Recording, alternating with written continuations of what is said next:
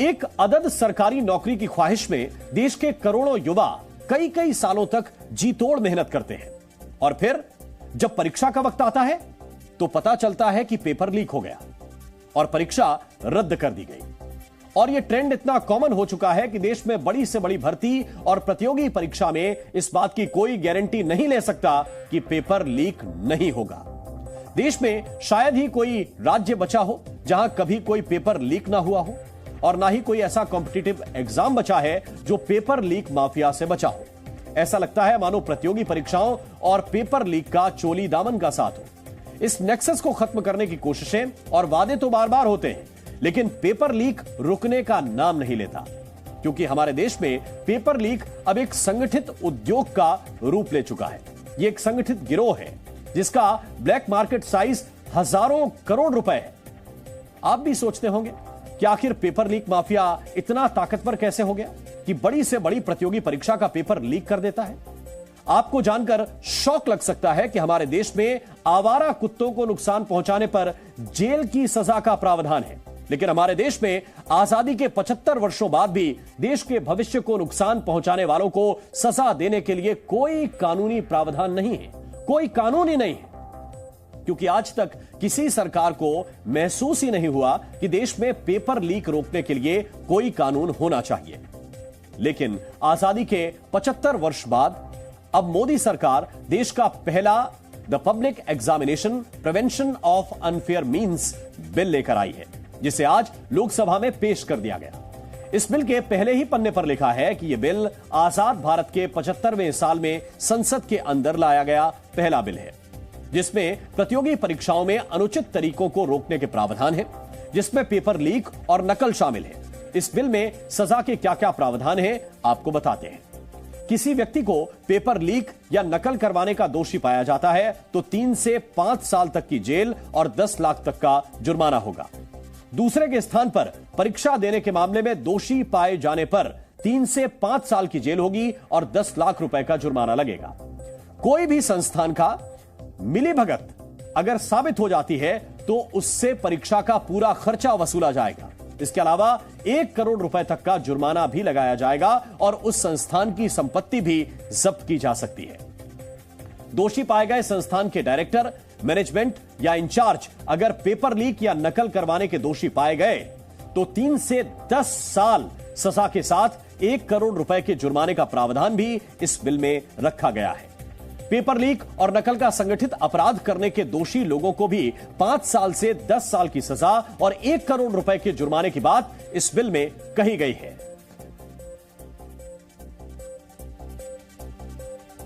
तो आज लोकसभा में पेश हुए इस बिल का मकसद नकल और पेपर लीक माफियाओं और सिंडिकेट पर शिकंजा कसना है, जिन्होंने प्रतियोगी परीक्षाओं के पेपर लीक को ही धंधा बना लिया है।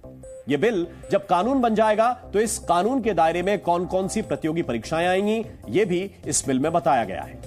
यूनियन पब्लिक सर्विस कमीशन, जिसे आप यूपीएससी के नाम से जानते हैं, स्टाफ सिलेक्शन कमीशन यानी कि एसएससी की परीक्षा, रेलवे रिक्रूटमेंट बोर्ड्स, इसके अलावा institute of banking personal selection centre, central government से जुड़े मंत्रालय और विभागों द्वारा आयोजित प्रतियोगी परीक्षाएं इसमें शामिल होंगी। नेशनल टेस्टिंग एजेंसी, इस कानून के दायरे में इसकी सभी परीक्षाएं आएंगी और इन सारी टेस्टिंग एजेंसीज द्वारा आयोजित प्रतियोगी परीक्षाओं के पेपर लीक और नकल पर इस बिल के प्रावधान लागू होंगे। लेकिन अभी यह बिल लोकसभा में सिर्फ पेश हुआ है।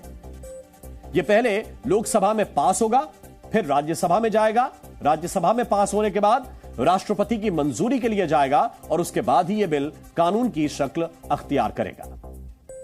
अब 2 सवाल हैं।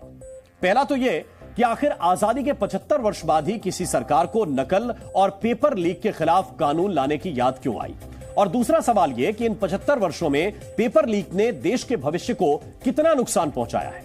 इन दोनों सवालों के जवाब बिल के ड्राफ्ट में बताए गए हैं, लेकिन आज हम आपको विस्तार से पेपर लीक के संगठित उद्योग का विश्लेषण दिखाएंगे। केंद्र सरकार का तर्क है कि पेपर लीक और फिर परीक्षा रद्द होने से करोड़ों छात्रों को नुकसान उठाना पड़ता है, उनके भविष्य पर इसका प्रभाव पड़ता है और सरकार के इस तर्क के पीछे भी पुख्ता वजह है। वर्ष 2017 से 2023 के बीच 7 सालों में पेपर लीक के 70 से ज्यादा केस सामने आए। पेपर लीक होने के बाद एग्जाम रद्द कर दिए गए और इससे 1,50,00,000 छात्र प्रभावित हुए। इस डेटा से समझना मुश्किल नहीं है कि भारत में पेपर लीक की समस्या कितनी गंभीर हो चुकी है। देश में ऐसी कोई परीक्षा नहीं बची जिसके पेपर जो है वो लीक ना हुए हो। जेईई एग्जाम हो या फिर नीट की परीक्षा हो, पटवारी भर्ती परीक्षा हो या फिर कांस्टेबल की भर्ती, हर परीक्षा में पेपर लीक के मामले सामने आते रहते हैं। पहले कभी कभार ही भर्ती परीक्षाओं के पेपर लीक हुआ करते थे, लेकिन पिछले एक दशक में 10वीं, 12वीं, एंट्रेंस एग्जाम तमाम पेपर लीक होने लगे। वर्ष 2017 से 2023 के बीच देश के कई राज्यों में सिलसिलेवार ढंग से पेपर लीक की घटनाएं हुई, जिनकी वजह से देश के करोड़ों छात्रों का भविष्य अधर में लटका है। उत्तर प्रदेश भी पेपर लीक के केस से अछूता नहीं रहा। यहां वर्ष 2017 से 2022 के बीच पेपर लीक के 8 मामले सामने आए। राजस्थान में वर्ष 2018 से 2022 के बीच अलग अलग सरकारी नौकरियों की परीक्षाएं कुल 12 बार रद्द करनी पड़ी। गुजरात में वर्ष 2017 से 2023 के बीच 7 वर्षों में अलग अलग पेपर लीक के 14 मामले सामने आए और इन्हीं 7 वर्षों के दौरान बिहार बोर्ड की 10वीं की परीक्षा का पेपर तो 6 बार लीक हुआ। पश्चिम बंगाल में राज्य बोर्ड परीक्षा का पेपर कम से कम 10 बार लीक हुआ। पिछले 7 वर्षों में जिन परीक्षाओं के पेपर लीक हुए उनमें बोर्ड एग्जाम से लेकर प्रतियोगी परीक्षाएं और सरकारी नौकरी के लिए हुए एग्जाम थे। पेपर लीक होने के बाद संबंधित विभाग के पास एक ही रास्ता बचता है, पेपर को रद्द कर देना। पेपर रद्द कर देने से न परीक्षा कराने वाले विभाग को कोई फर्क पड़ता है और ना ही परीक्षा लेने वाले विभाग। पेपर लीक करने वाले सिंडिकेट के कुछ चुनिंदा लोगों पर कानूनी कार्रवाई हो जाती है और बड़ी मछलियां बच जाती हैं। पेपर लीक का अगर किसी को सबसे ज्यादा नुकसान होता है तो परीक्षा देने वाले छात्र हैं। लेकिन अगर आपको लगता है कि केंद्र सरकार के नए कानून के बाद तस्वीर पूरी तरह से बदल जाएगी, न पेपर लीक होंगे न छात्र नकल कर पाएंगे, तो ऐसा सोचना भी बेकार है। क्योंकि देश में भले ही राष्ट्रीय स्तर पर कानून बनाने की कवायद शुरू हुई हो, लेकिन 4 राज्यों में पेपर लीक के खिलाफ पहले से ही कानून है। लेकिन इन कानूनों का कोई असर या कहिए कि कोई डर पेपर लीक माफिया पर होता ही नहीं है। कम से कम आंकड़े तो इसी बात की गवाही दे रहे हैं। राजस्थान में पेपर लीक और नकल कराने वालों के खिलाफ पहले से कानून है, जिसमें दोषी को उम्र कैद तक की सजा का प्रावधान है। गुजरात में भी पेपर लीक के दोषियों को 3 से 10 साल तक की सजा देने का कानूनी प्रावधान है। इसके अलावा 1 लाख से 1 करोड़ रुपए तक का जुर्माने का भी प्रावधान है। गुजरात में पेपर खरीदने वाले छात्रों को भी 2 साल से 10 साल तक की सजा हो सकती है। उत्तराखंड में भी पेपर लीक और नकल कराने का दोषी पाए जाने पर 10 साल से उम्र कैद तक की सजा का प्रावधान किया गया है। दोषी पर 10 लाख से 10 करोड़ तक का जुर्माना भी लगाया जा सकता है। उत्तराखंड में पेपर लीक का अपराध गैर जमानती अपराध है। हरियाणा में पेपर लीक के दोषियों को 7 से 10 साल जेल और 10 लाख रुपए तक का जुर्माना लग सकता है। इतना ही नहीं, दोषी की प्रॉपर्टी नीलाम करके नुकसान की भरपाई का भी प्रावधान है। और ऐसे में अगर कड़े कानून से पेपर लीक की घटनाओं को रोका जा सकता तो राजस्थान, उत्तर प्रदेश, गुजरात और पश्चिम बंगाल जैसे राज्य पेपर लीक के मामले में अव्वल नहीं होते। अब जो बिल संसद में लाया गया है उसमें जो प्रावधान है उससे कड़े प्रावधान इन 4 राज्यों के कानूनों में पहले से है, लेकिन फिर भी वहां ना तो सिस्टम नकल रोक पा रहा है और ना ही पेपर लीक। अगर कुछ रोक पा रहा है तो पेपर लीक होने वाली प्रतियोगी परीक्षाएं, और इसका खामियाजा अगर किसी को उठाना पड़ रहा है तो वो है देश के युवा, जो सरकारी नौकरी या प्रतियोगी परीक्षाओं में पास होने के लिए कड़ी तपस्या करते हैं और बदले में उन्हें मिलता है पेपर रद्द होने का मैसेज। पीएसएससी जो दरोगा के एग्जाम कंडक्ट करवाती है, बीपीएसएससी, ठीक है। तो जब हम लोग देखें कि क्वेश्चन जब लाने नहीं दिया जाता है, ठीक है, तो जब क्वेश्चन लाने नहीं दिया जाता तो आखिर क्वेश्चन आया कहां? तो हम लोग का मेन प्रश्न नहीं था, संशय था कि आखिर क्वेश्चन जब नहीं लाने दिए और हम लोग एग्जाम तो दे दिए साफ सुथरे तरीके से, हम लोग को लग रहा था, लेकिन कोई खबर मिल भी नहीं रही थी। और अचानक जब देखे सभी लोग में लहर दौड़ गया कि आखिर कैसे आउट हुआ, कैसे आउट हुआ। और जो माफिया दलाल होते हैं उसका भी पता नहीं चल पाता है। कुछ दिन हो हल्ला हम लोग करते हैं, 5 दिन 10 दिन आंदोलन करते हैं, इधर उधर करते हैं और फिर हम लोग की बात को दबा दी जाती है। मतलब कोई सुनने वाला नहीं होता है सर। और हम लोग बहुत गरीबी से पढ़ते थे। मेरे पिता किसानी करते हैं और मेरे मम्मी भी किसानी करती है।